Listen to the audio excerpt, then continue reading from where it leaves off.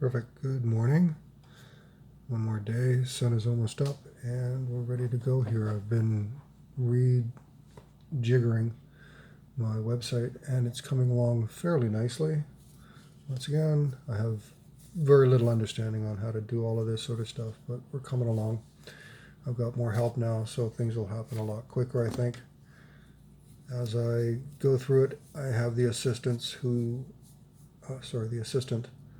is going to work within the website, take all of the content that I have created, I'm going to create and complete over time to input into the website and make sure that there's lots and lots to interact with.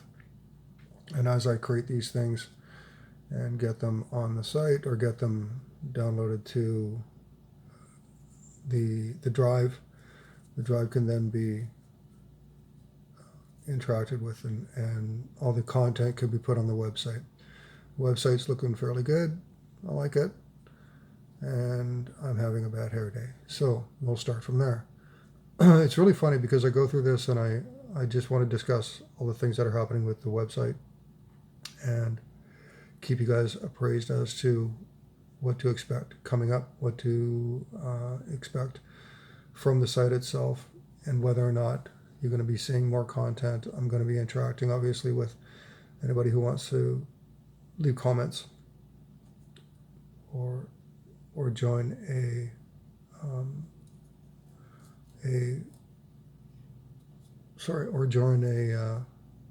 talk that we have. And if they want to request things or ask of things, then that's always possible.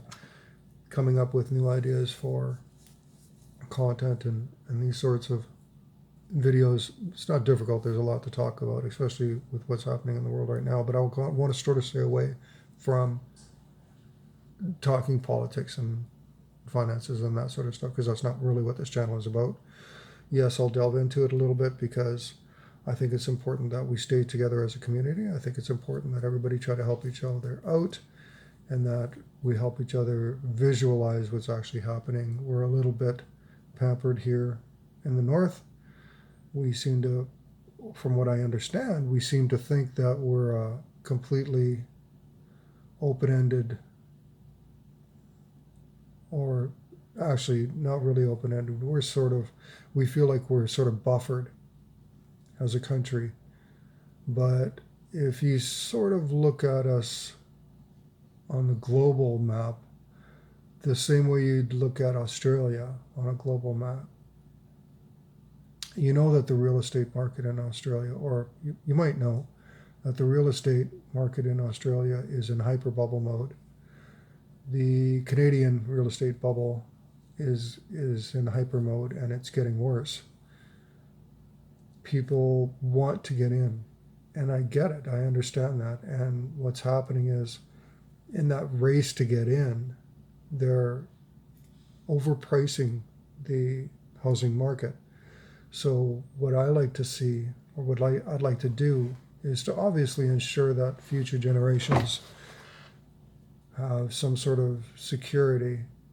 And it takes an awful lot of finances in order to even get into the market. I've owned houses, I've sold houses, and that sort of got me to where I am now. But at the moment, it doesn't seem cost effective to get back into the market because it's super inflated. The house prices as they stand, especially where I am in one of the more populous areas in Canada. I'm not quite in Vancouver, but the little privileged community in which I live is sort of a standalone. There's no other place like it in Canada. A little bit about it, I guess, is being where I am on the west coast of Canada and sort of on an island, a huge island, not as big as Manitoulin, but it's a huge island. Is that actually, I think Manitoulin's not as big as us. I'd have to look into that, which one actually has more land mass. But the thing is, it's funny, but we generate our own weather. So whereas it would snow in Vancouver, like it would snow up island from where I am now, just north of where I'm sitting, it doesn't snow every year here. And people think, oh, well, it's Canada, so it snows in Canada. We live in igloos, we ride our polar bears, and everybody's happy. I sort of look at it like about once every 3 years, I can go bumper skiing if I get bored. I actually have to drive north to go skiing because there's been lots of years where I live here in Victoria where it hasn't snowed. Like it just doesn't snow. Last year it snowed a lot, and which was fun because my son and I, as I say, I have children. My son and I had a chance to build a snowman, which in itself is, it makes you feel a lot more like festive when you get a chance to do those sorts of things. Anyway, so the point was that real estate being in a hyper bubble and us being in a country where we feel like we're sort of protected against everything that's happening, it's only because we don't hear a lot of it out here. And people do get buried in the news, and it has a tendency to raise stress levels. It has a tendency to make people feel unsecure and unsafe. And that's taking it to its extremity. I think it's good to be informed, and I think it's really, really good to have a plan, some sort of plan. My plan, like many others, is diversification, which generally basically means that don't have all your eggs in one basket. Pay your rent, pay your taxes, make sure everything's good. Don't get overextended in credit, so pay off your credit cards, get away from credit cards. Try to pay down or pay off your mortgage. Understandably, like I just said, in this heated market, when you're sitting on a median 2-bedroom house for $750,000, just hearing somebody say pay off your mortgage is just short of insulting. And I don't mean it that way. I just mean do everything you possibly can to ensure that you and your family stay safe and above water. So you see a lot of people right now are getting leveraged. They have new car loans. They have more than one credit card. They have mortgages or high rents. And it's unavoidable. You have to live. You have to have your life. And my concern is that as that sort of continues, it drives it up as an industry. It just gets worse and worse and worse. Right now, the banks are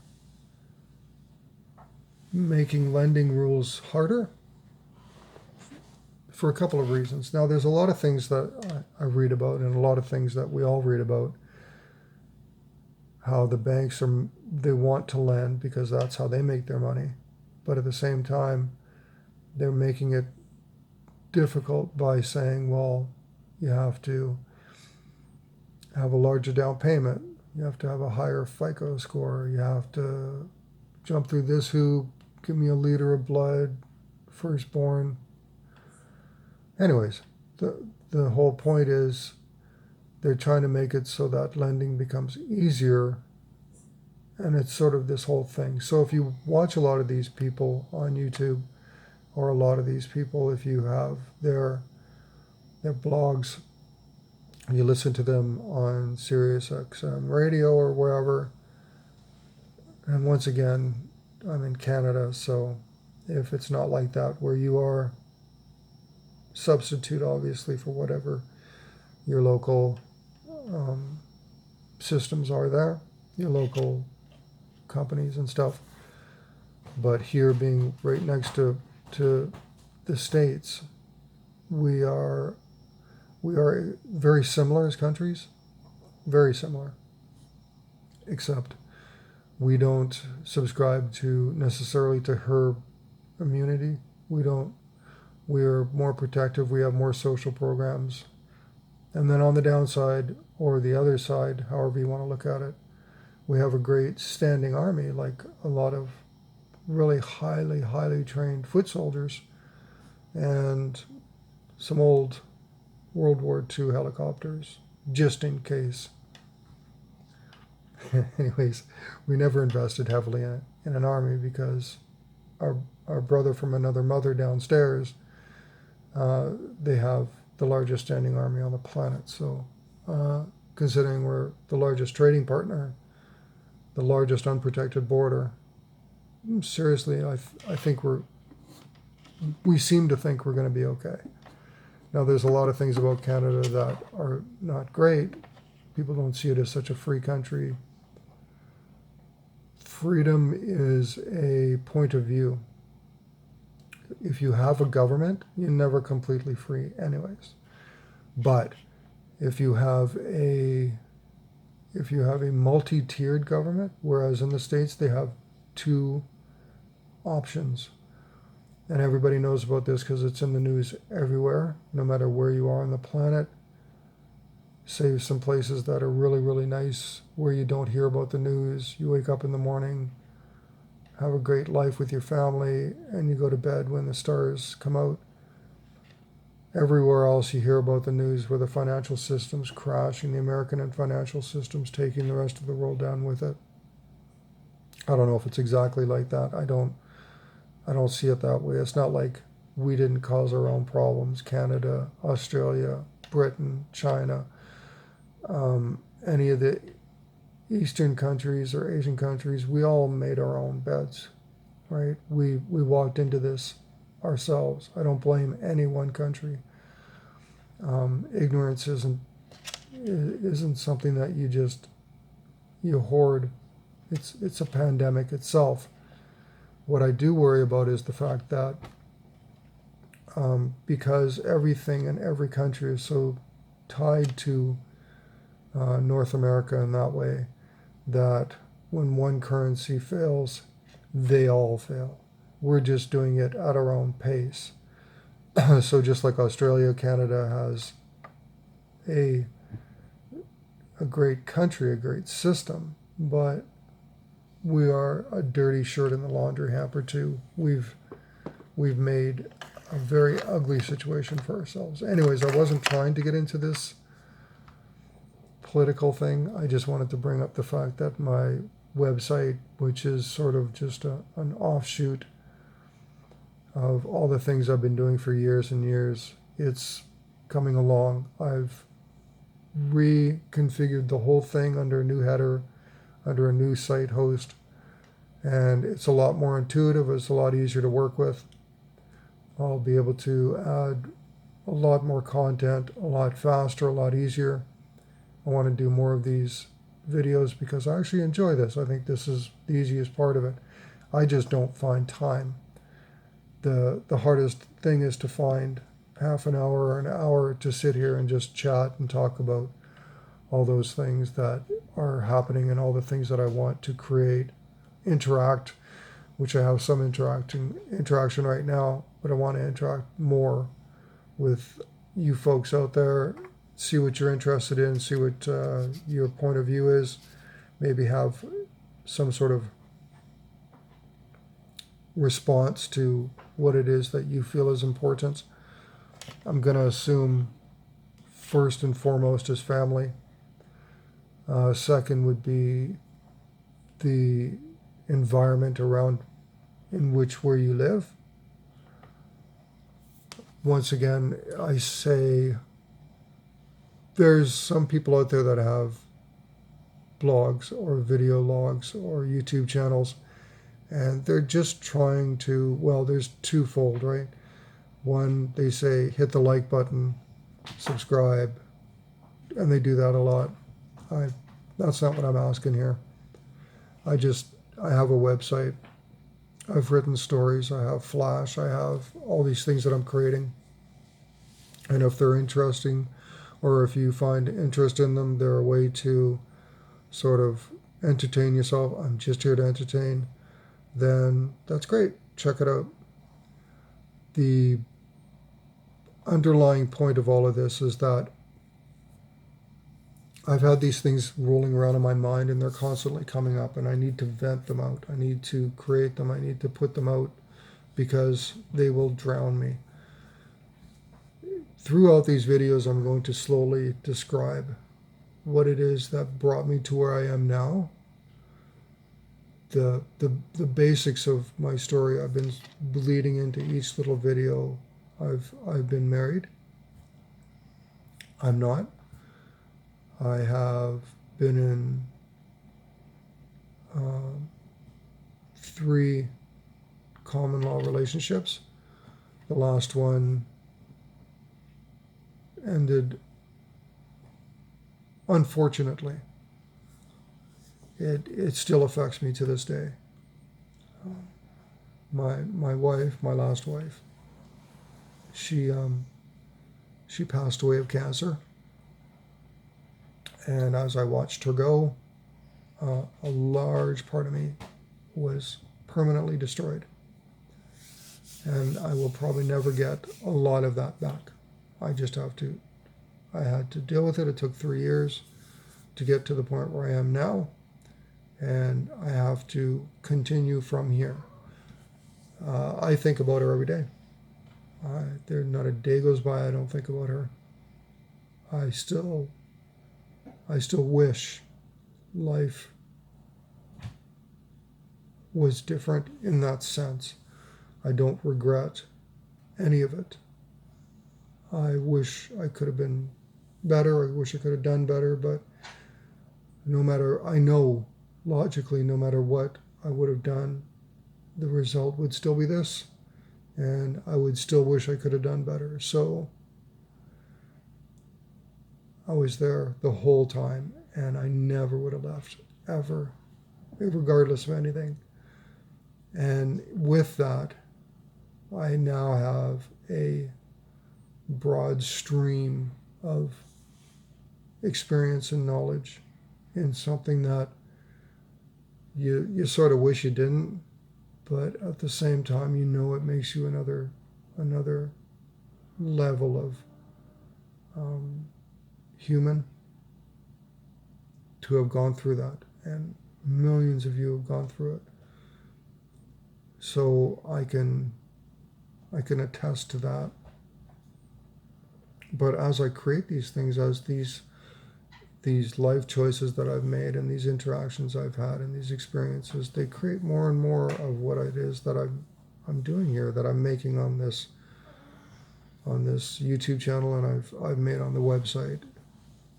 And as you can tell, I've said this on my website too. I said my voice is really raspy. It's not like I'm a voice actor, but I refuse to hand off my creativity to somebody else because it's not theirs. I don't know.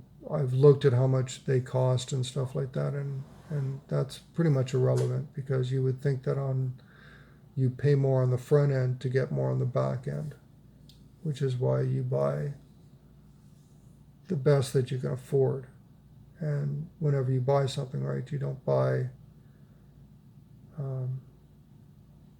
single ply TP when you can afford triple ply, if that's sort of a reference that makes sense or not. So it has nothing to do with that. It has to do with the fact that why would I want to have somebody else explain what it is that I've created, these stories that have taken me literally years to develop from start to finish, when I myself want to explain it to people. The other thing is I'm retired from my career.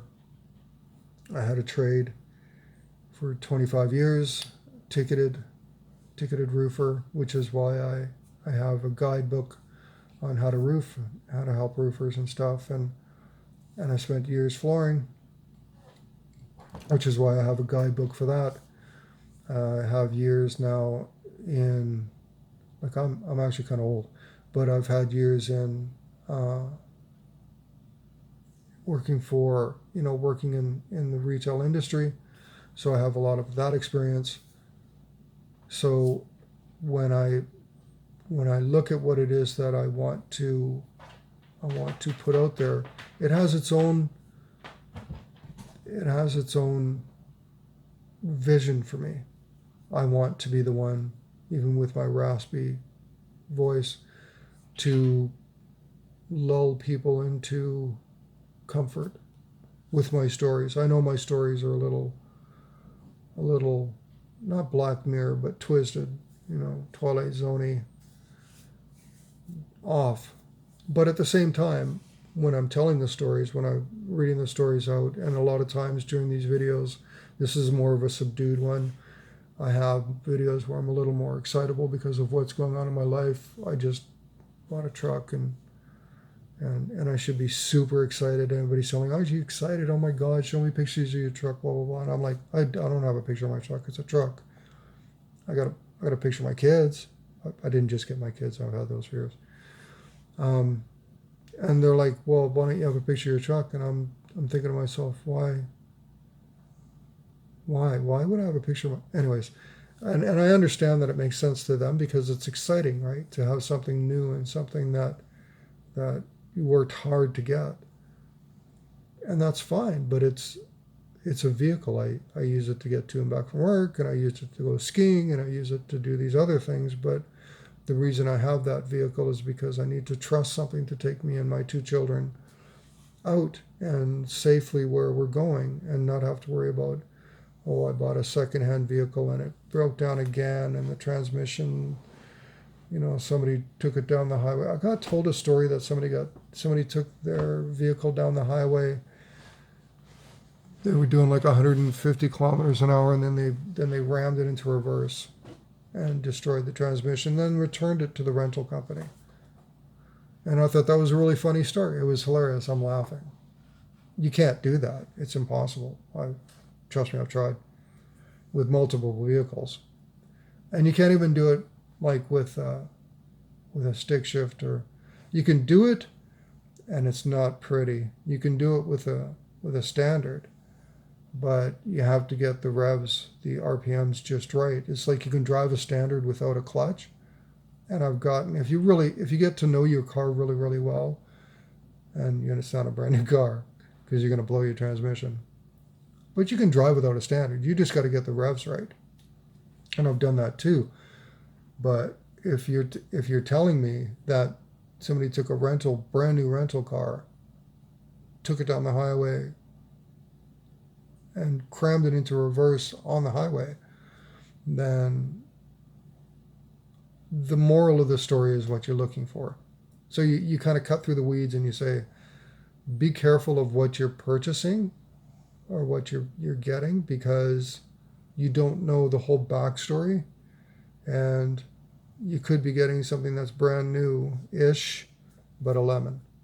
Well, it could be brand newish and it could be a lemon, but so what I decided was, and no, I'm not, like, I'm indebted to this thing. It's expensive, but because I decided to buy new for the fact that I needed security when my children and I go to doctor appointments and stuff like that, because I'm a single father of 2 teenage kids, and I'm a father of 8 kids altogether. I have 6 biological and 2 stepchildren, all of which I love dearly. They contact me, they talk to me, they call me dad, and they wish me a happy birthday and stuff like that. So the factor there being that I needed to know that I had something that I could rely on. And I want to show my kids that if you can financially do it, then you should get the best that you can